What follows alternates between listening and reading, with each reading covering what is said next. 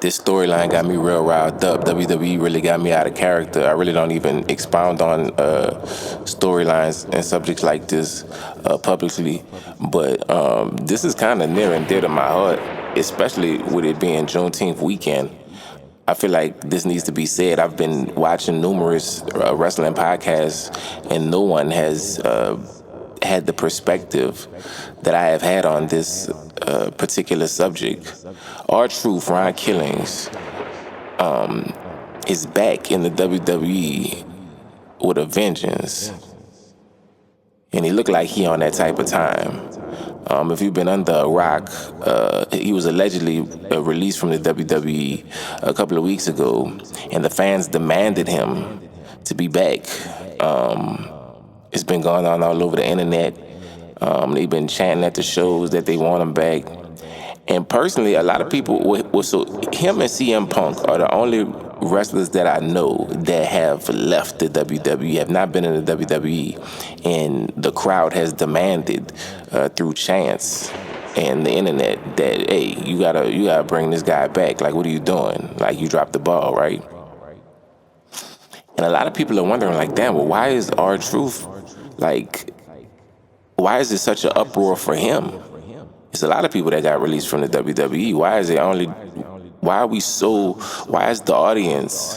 are the fans so enthralled about R-Truth getting back? And I think we all know. I don't think everybody knows, but I'll tell you what my reasoning for what I feel like is this is all tied into John Cena's retirement. This year, John Cena's retiring, allegedly. And people are really, this is the last time, allegedly, but it's deeper than that. It's so much deeper. Now, I don't know John Cena. I ain't never met John Cena. You know what I'm saying? Like, clearly this guy's, this is a character this guy portrays.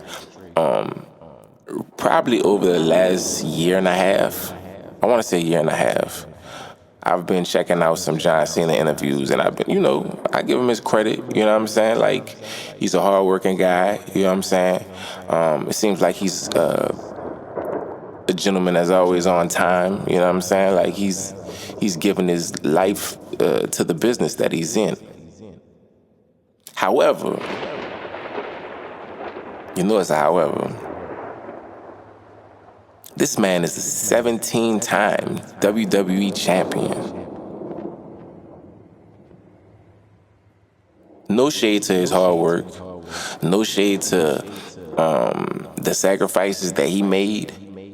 The ruthless aggression era, ushering in the ruthless aggression era. But I want to be clear. When John Cena came in on the scene, and John Cena started doing this hip-hop gimmick. One time salute to everybody that did hip-hop gimmicks as wrestlers, right? Too Cool, honorable mention. But when John Cena came on the scene and started doing this hip-hop gimmick, me, as a wrestling fan, a rapper, I looked at this and I said, wait a minute. K-Quick already does that. What's this? And I feel like it's the vast majority of the streets, the African American community, saying, what the hell is this? What the hell? What the hell? You feel me? I wasn't compelled by the gimmick at all. When he was doing the hip hop shit and he was doing the jerseys, to me it didn't, I don't know. It was giving Malibu's most wanted than me, you know? Now I've seen K-Quick at the time, crazy moveset, scissor kicks, he doing splits, all type of shit. This guy is really, really, really hip-hop. This man got pictures with Tupac. If there's anybody that's really, really, really for real hip-hop in the WWE, it's R-Truth. Anybody, right? So K-Quick, being a African American, it seemed like he ain't really get his fair shot. It didn't seem like they used him properly throughout the years. You know what I'm saying? When he went to R-Truth, they really had this stupid nigga gimmick, you know what I'm saying? Which really isn't a gimmick at all, I guess. You could think it's funny. I'm not gonna say that he wasn't comedy relief, you know what I'm saying? But his potential, I feel like, just could have been so much more. And I feel like the reason why these fans are in an uproar is because deep down they know that R-Truth is the real John Cena. You mean to tell me that this man came in here unapologetically black and hip-hop, rapping, coming to the ring rapping? Do you know that if Road Dogg just would have came out by himself rapping, that shit wouldn't have been received well? No. He needed somebody from the culture to turn him up, and he brought in K-Quick, Ron Killings, and he turned them up. And over the years, this company has fixed John Cena to win the WWE title 17 times. And the nigga that he took his whole swag from, the nigga that he got all the hip-hop inspiration from, ain't never had the belt one time. Ron Killings has never been a WWE heavyweight champion. Not one time. I feel like that's why the fans are upset. Because as soon as that man got released, John Cena continues this run. But damn, dog. Can the homie get the belt one time?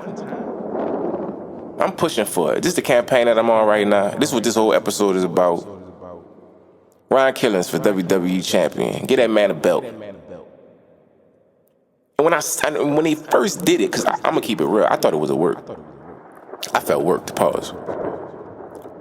Apparently, the real wrestling world was like, oh no, this is definitely not work, right? I thought it was work. I thought the jig was up. I thought it was like, okay, you got me, right? But when I first heard that homie got released, there's a couple of other wrestlers that got released. I don't know all of them, you know what I'm saying? But I'm looking at the people that got released, and I'm looking at the people that they keeping. And I really don't want to hate, but god damn, you really released R-Truth and you kept Becky Lynch? Ugh. The fuck? 50% of the women's roster is trash. I'm just gonna keep it real. We're gonna get to that on a whole nother episode. But there's so many other people on that roster that y'all legitimately could have let go, told them niggas bye, adios. But y'all wanted to release R-Truth. And the fans spoke up. So this is a very interesting storyline. To keep it real, WWE, they kind of been fumbling with the storylines a little bit. It's kind of been, it's been interesting to watch. Somewhat uninteresting. But I'm going to see how this storyline play out. And I'm telling you now, Triple H, if you can hear me, if Ron the Truth Killings doesn't get that belt, I'm taking my talents over to AEW. I'm gonna find something else more culturally appropriate to watch. Because if they'd have put R-Truth in AEW, if AEW would have called up R-Truth and said, hey bro, we got a slot over here for you. You know it's blackity black to black over there. They got Swerve, they got the Hurt Syndicate. I feel like Ron will flourish over there. But we gonna see. Like I said, if he don't get the belt, I'm gonna take my talents elsewhere. And shout out to all the many different ethnicities and cultures that's cutting up within the wrestling world, because it's no longer a good old boy white man sport. It's not. You got these Japanese women going crazy. The Samoans been going crazy. You already know how it go.